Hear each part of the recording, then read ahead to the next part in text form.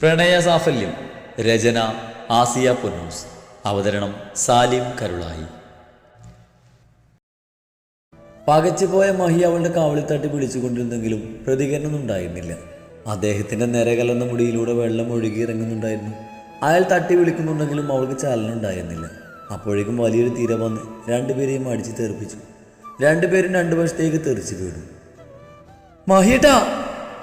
ആ കാഴ്ച കണ്ട് തീരത്ത് നിന്ന് മഹാദേവന്റെ ഭാര്യ വരലക്ഷ്മി അലറി. അവരാ വെള്ളത്തിലേക്ക് ഇറങ്ങിച്ചെല്ലാൻ തുനിഞ്ഞതും ആരോ അവരെ തടഞ്ഞു. ആ നേരം കൊണ്ട് മഹി തിരയിൽപ്പെടാതെ നീന്തി മാറിയെങ്കിലും മീരയെ രക്ഷിക്കാൻ കഴിഞ്ഞില്ല. വലിയൊരു തിര മീരയെ വിഴുങ്ങാൻ വന്നതും മഹി അവിടേക്ക് നീന്തി. അടുത്ത തിര വന്ന് അയാൾ അടിച്ചിട്ട് മീരയെ വലിച്ചുകൊണ്ട് ഉള്ളിലേക്ക് വലിഞ്ഞതും അയാൾ ഉറക്കെ അലറി. ധ്രുവ! ആ വിളി കേട്ടതും വരലക്ഷ്മിയെ തീരത്തേക്ക് മാറ്റി നിർത്തിക്കൊണ്ട് അവൻ മഹാദേവനെ നോക്കി. മഹാദേവൻ വെള്ളത്തിൽ ഉയർന്നു താഴ്ന്നുകൊണ്ട് മീരയ്ക്ക് നേരെ കൈ ചൂണ്ടിയതും മറ്റൊന്നും ചിന്തിക്കാതെ ചെറുപ്പക്കാരൻ വെള്ളത്തിലേക്ക് ഓടിയിറങ്ങി. തിരയെടുത്തുകൊണ്ട് പോയ മീര തീരത്തേക്ക് അടിച്ചു കയറുകയും വീണ്ടും തിരയെടുക്കുകയും ചെയ്തുകൊണ്ടേയിരുന്നു. അപ്പോഴേക്കും ധ്രുവ അവൾക്കടുത്തേക്ക് എത്തിയിരുന്നു. അവളുടെ കാൽപാദത്തിലാണ് ധ്രുവന് പിടുത്തം കിട്ടിയത്. തിരയെടുത്തു പോയ മീരയെ അവൻ കാലിൽ പിടിച്ച് ശക്തമായി അവനിലേക്ക് വലിച്ചതും അവനോടൊപ്പം അവളും പിന്നിലേക്ക് വന്നു. അടുത്ത് കിട്ടിയതും ധ്രുവ കാലിലെ പിടിപെട്ട് അവളുടെ കയ്യിൽ പിടിച്ച് അടുത്തേക്ക് വലിച്ചുകൊണ്ട് അവളെടുത്ത് തോളിലേക്ക് ഇട്ടു. അന്നേരമാണ് മഹിക്കും ആശ്വാസമായത്. ഇതൊക്കെ കണ്ട ആളുകൾ തിങ്ങിക്കൂടി നിൽപ്പുണ്ടായിരുന്നു. മഹി നീന്തി തീരത്തേക്ക് എത്തിയിരുന്നു. വരലക്ഷ്മി ആദിയോടെ അയാളുടെ അടുത്തേക്ക് ഓടിയെത്തി. മഹിയേട്ടാ! എണീറ്റ് നിന്ന മഹിയുടെ തോളിൽ തൊട്ട് ലക്ഷ്മി വിളിച്ചു. മഹി ചെറുതായി കിരിച്ചുകൊണ്ട് ലക്ഷ്മി തൊട്ട കൈയിലേക്കൊന്ന് നോക്കി. ശേഷം വരലക്ഷ്മിയിലേക്കും. മഹിയുടെ മുഖത്തെ ഇഷ്ടക്കേട് കണ്ട വരലക്ഷ്മി മുഖം കുനിഞ്ഞുകൊണ്ട് കൈ എടുത്തു മാറ്റി. മോനെ മഹി! മീനാക്ഷിയമ്മ അടുത്തേക്ക് വന്നതും കുനിഞ്ഞ മുഖത്തോടെ വരലക്ഷ്മി മാറിക്കൊടുത്തു. മഹി അവരെയൊന്നും ശ്രദ്ധിക്കാതെ ധ്രുവനെ നോക്കി നിൽക്കുകയാണ്. ധ്രുവ മീരയുമായി വെള്ളത്തിൽ നിന്ന് കയറി വന്നതും മഹി അവളെ നിലത്തേക്ക് കിടത്താൻ അവനെ സഹായിച്ചു. മഹാദേവന്റെ സഹോദരി മധുമിത മകനെ വന്ന് പൊതിഞ്ഞു. ധ്രുവ അമ്മയെ മാറ്റി നിർത്തി മുട്ടുകുത്തി മീരക്ക് അടുത്തിരുന്നു. അടുത്തായി മഹിയും. മഹിക്ക് ആ മുഖം കാണവേ ഒരു ഓമനത്വം തോന്നി. അയാൾ മെല്ലെ അവളുടെ കവളിൽ തട്ടി പിടിച്ചു. റെസ്പോണ്ടൊന്നും ചെയ്യുന്നില്ലല്ലോടാ. ധ്രുവനെ നോക്കി അയാൾ ടെൻഷനോടെ പറഞ്ഞു. അവൻ കൈത്തണ്ട പിടിച്ച് പൾസ് നോക്കി. പൾസ് അറിഞ്ഞതും അവളുടെ വയറിന് മേൽ കൈകൾ വെച്ച് അമർത്തി കൊടുത്തതും വയറിലൂടെ വെള്ളം മുഴുവനും പുറത്തേക്ക് വന്നു. അവശതയോടെയുള്ള നേർത്ത മൂളലുകളല്ലാതെ മറ്റൊന്നും അവളിൽ നിന്നുണ്ടായിരുന്നില്ല.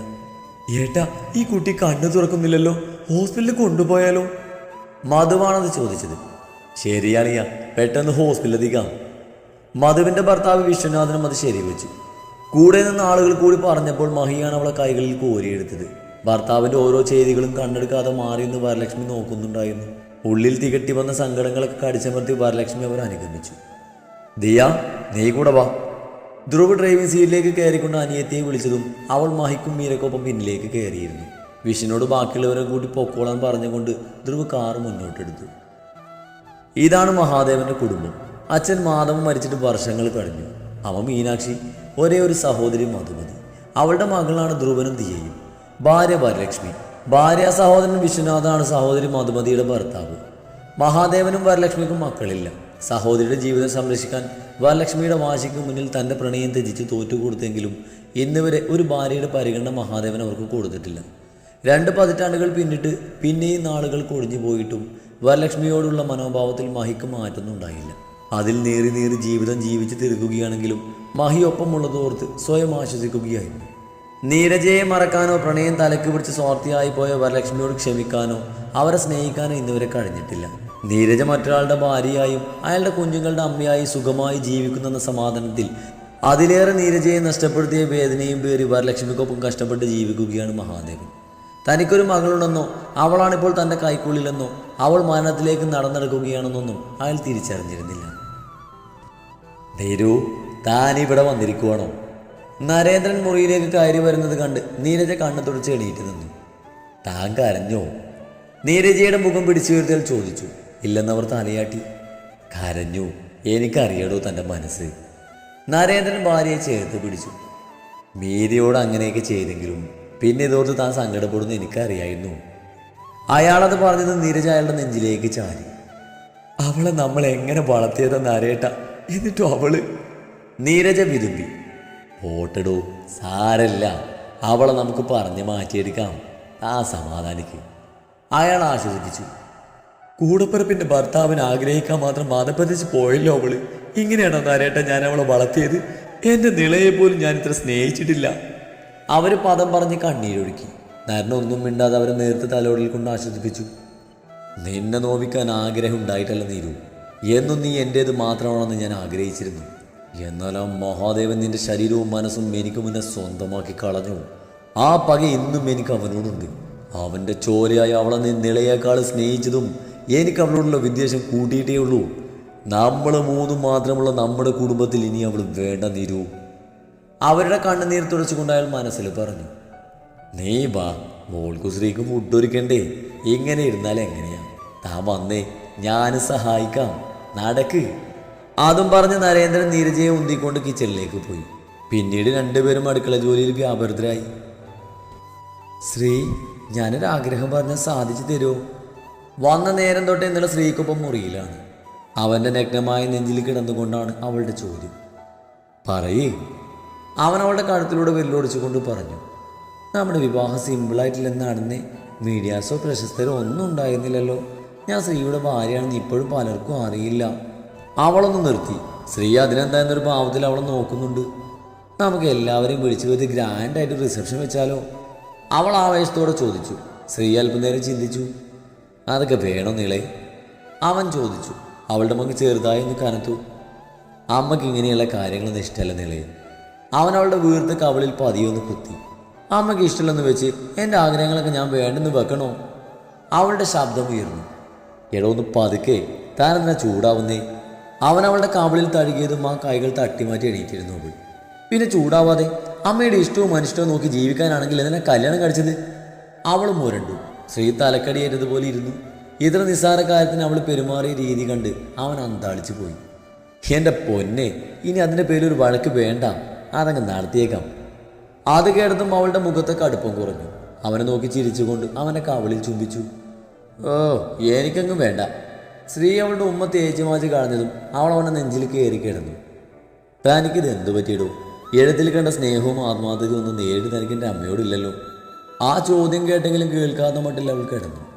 അവൻ അന്നേരം ഓർക്കുകയായിരുന്നു അവൻ അറിഞ്ഞു നിൽക്കുണ്ടായ മാറ്റങ്ങൾ. താൻ സ്നേഹിച്ച പെണ്ണിൽ നിന്നും തീർത്തും വ്യത്യസ്തമായ ഒരാൾ. എന്നിരുന്നാലും അവളോടുള്ള ഇഷ്ടം ലെവലേശം പോലും കുറഞ്ഞിരുന്നില്ല. മീര കണ്ണു തുറക്കുമ്പോൾ കാണുന്നത് ഇന്നുവരെ കണ്ടിട്ടില്ലാത്ത മുഖങ്ങളാണ്.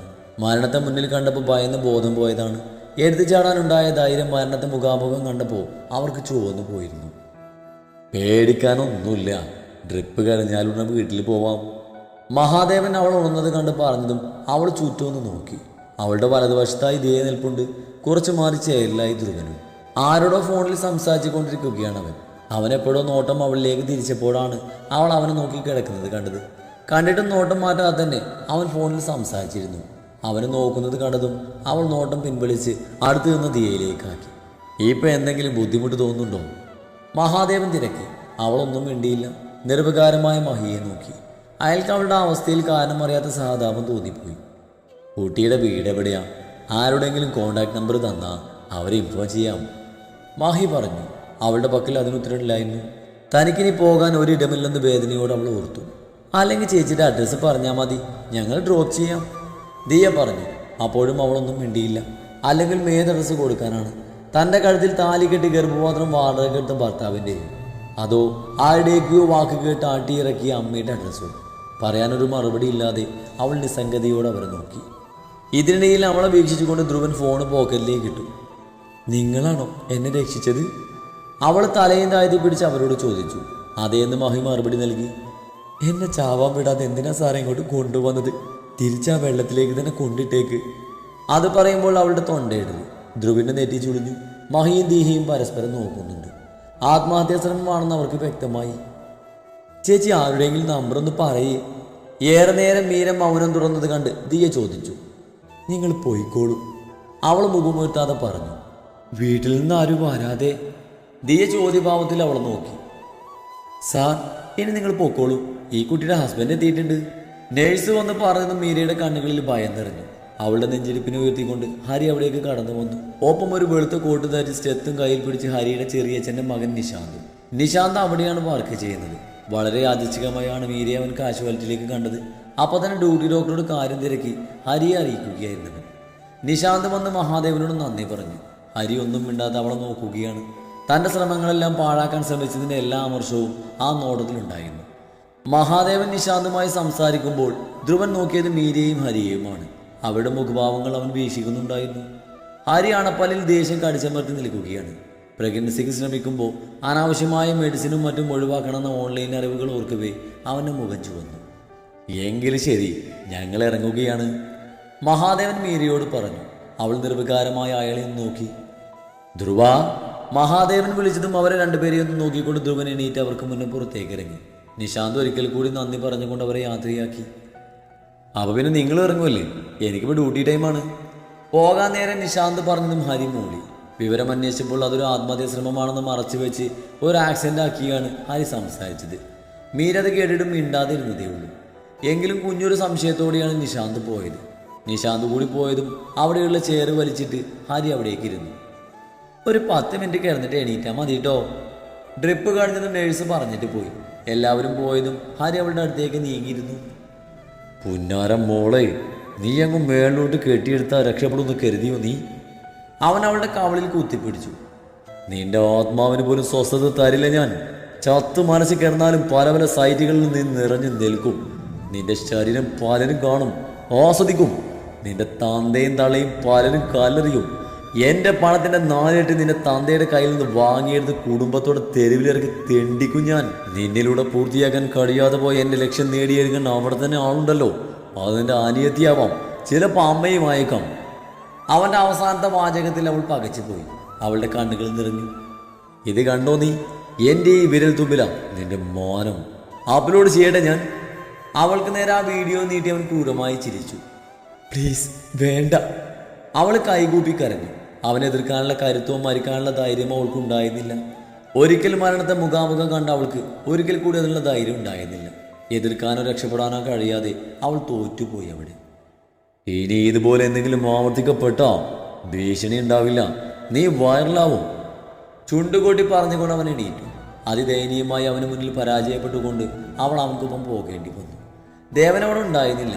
അതുകൊണ്ട് ചോദ്യങ്ങളൊന്നും ഉണ്ടാവാതെ അവരകത്തേക്ക് കയറി. അന്ന് രാത്രിയും അവളുടെ അവശതകളൊന്നും കണക്കിലെടുക്കാതെ അവൻ അവൻ്റെ പൗരുഷം തെളിയിച്ചു. ആദ്യ ദിവസം ഉണ്ടായിരുന്ന വ്യാകൃതിയൊന്നും അവനുണ്ടായിരുന്നില്ല. അവളുടെ അരക്കെട്ടിന് ആവശ്യമുള്ള ഭാഗത്ത് മാത്രം അവൻ എന്തൊക്കെയോ പരാക്രമങ്ങൾ കാട്ടിക്കൂട്ടി. അതൊക്കെ അവൾക്ക് സഹിക്കാനാവാത്ത നോവ് പകർന്നു. ദിവസങ്ങൾ കടന്നുപോയി. രാവെന്നോ പകലെന്നോ ഇല്ലാതെ അവനിത് തുടർന്നു. അവളുടെ നോവും കാലക്രമേണ കുറഞ്ഞു. അതോ ആ നോവുമായി പൊരുത്തപ്പെടാൻ അവൾക്ക് കഴിഞ്ഞതുകൊണ്ട്. അവളുടെ ഭക്ഷണകാര്യത്തിലേക്ക് അവൻ അധികം ശ്രദ്ധ ചെലുത്തി. അവൾക്ക് കൃത്യസമയത്ത് അവൻ പറയുന്ന ഫുഡ് രാധ ഉണ്ടാക്കി കൊടുക്കും. ദേവൻ അവൻ്റെ സ്നേഹം കണ്ട് അഭിമാനിച്ചു. തനിക്ക് പറ്റിയ പിഴവ് തൻ്റെ മകൻ ആവർത്തിക്കുന്നില്ലെന്നോർത്ത് അയാൾക്ക് ആശ്വാസം തോന്നി. ഇതേ സമയം നീള റിസപ്ഷൻ വഴി സിരാഗിൻ്റെ ഭാര്യ പദവി ലോകത്തെ അറിയിച്ചു കഴിഞ്ഞിരുന്നു. അച്ഛൻ്റെ ആഗ്രഹത്തിനൊത്ത് കുറച്ച് ദിവസം വീട്ടിൽ നിന്നിട്ടാണ് ശ്രീ വീട്ടിലേക്ക് തിരികെ പോയത്.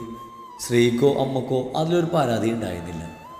അമ്മേ, എനിക്കൊരു ജ്യൂസ് വേണം, കൂളിംഗ് വേണം കേട്ടോ, റൂമിലേക്ക് എത്തിച്ചാൽ മതി. വീട്ടിൽ വന്ന് കയറിയതോ അവൾ ലക്ഷ്മിയോട് പറഞ്ഞ് സ്റ്റെയർ കയറി. ശ്രീയാണെങ്കിൽ വല്ലാത്തൊരു ഭാവത്തിൽ അമ്മയെ നോക്കി, ലക്ഷ്മി അവനെയും. മകനൊന്നും വേണ്ടില്ലെന്ന് കണ്ടതും അവർ കിച്ചണിലേക്ക് നടന്നു. കാര്യശ്രീക്ക് ഇതൊന്നും രസിക്കുന്നില്ലെങ്കിലും നിലയോടുള്ള ഇഷ്ടം കൊണ്ട് പറയാനൊന്നും കഴിയുന്നില്ല. അമ്മയെയും പ്രണയത്തെയും താരതമ്യം ചെയ്യുമ്പോൾ രണ്ടുപേർക്കും പ്രത്യക്ഷത്തിൽ വലിപ്പ് ചെറുപ്പമൊന്നുമില്ല. തനിക്ക് വേണ്ടി അമ്മ ഒരുപാട് കഷ്ടപ്പെട്ടിട്ടുണ്ട്. എങ്കിലും തന്നെ അറിഞ്ഞ് തൻ്റെ ഒപ്പം നിന്ന് പ്രണയത്തിനോട് അറിയാതെ ഒരു ചായ്വ് തോന്നിപ്പോകുന്നു. തൻ്റെ ഇഷ്ടങ്ങൾ അറിഞ്ഞ് തൻ്റെ സ്വപ്നങ്ങൾ നേടിത്തന്നവളോട് അവന് കൂറ് തോന്നി. അവിടെ അവൻ അമ്മയെ കണ്ടില്ലെന്ന് നടിക്കേണ്ടി വന്നിരുന്നു. എന്നാൽ അവൻ അറിയുന്നില്ല, അവൻ്റെ പ്രണയം അവനെ മാത്രമല്ല ആ അമ്മയെ കൂടിയാണ് സ്നേഹിച്ചതെന്നും ആഗ്രഹിച്ചതെന്നും. കള്ളങ്ങളാൽ കെട്ടിപ്പൊക്കിയ ആ ജീവിതത്തിൽ ഒന്നും അറിയാത്തൊരു വിഡ്ഢിയെ പോലെ നിലയുടെ കയ്യിലെ കളിപ്പാവിയായി തീരുകയായിരുന്നവൻ.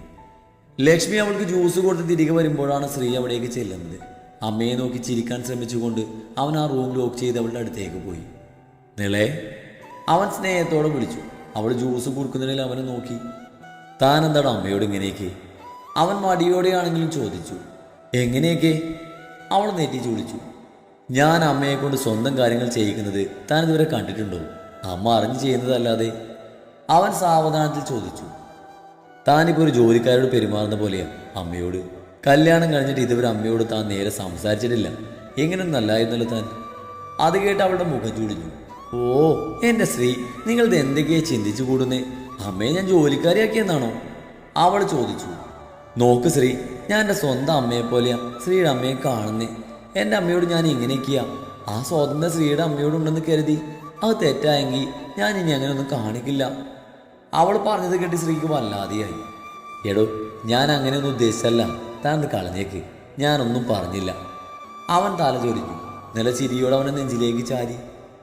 നമുക്കൊരു ഷോപ്പിങ്ങിന് പോയാലോ? അവനെ നെഞ്ചിൽ ചാഞ്ഞു കിടന്നുകൊണ്ട് അവൾ ചോദിച്ചു. നീ ജീവിക്കുന്നതിനെതിനാണ്. ഇന്നലെയല്ലേ പോയിട്ട് വന്നത്? അവനവളുടെ താലക്കൊണ്ടൊന്ന് കൊട്ടി. പ്ലീസ്. അവൾ ഏന്തി പറഞ്ഞ് അവൻ്റെ ചുണ്ടിൽ മുത്തി. ഒടുവിൽ അവൻ്റെ സമ്മതം വാങ്ങിയെടുക്കുമ്പോൾ ആ സന്തോഷത്തിൽ അവൾ അവനുമായി അലിഞ്ഞു ചേർന്നിരുന്നു.